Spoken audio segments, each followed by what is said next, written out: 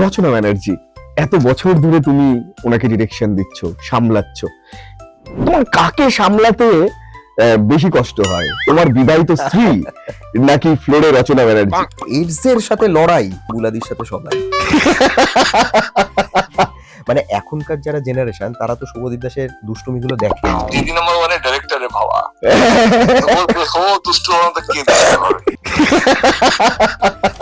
মিরাক্কেলে তোমার এক্সে বার্কার এক বোম, এটা একটু বলো না, মানে সেখানে চলে আসা সেই ডাইরেক্ট, আমি বলি যে এদের রিয়াকশন কি, মানে তোমার বাড়িতে যাওয়ার পর, সেখানে যখন তুমি বললে তোমার বাড়িতে শুটিং হবে। 2013 সালে একটা সিনেমা আমি ডায়লগ লিখেছিলাম, সেটা আচ্ছা। হচ্ছে খোকা 420।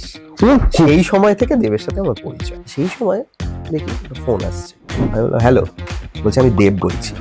ঠান্ডামি শুরু হয়েছে, তারপর শুটগুলো বলছে, আমার দেখা হয়েছে। আমার বাড়িতে প্রজাপতি অনেকটা শুটিং ওর বাড়িতেই হয়েছে।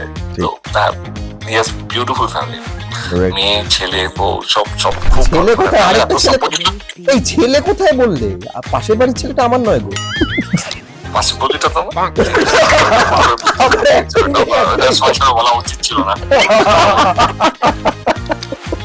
মানে এখন মনে হয় যে কাজ তো থাকবেই সারা জীবন, মানুষগুলো তো থাকবে না। মানুষদের কেমন?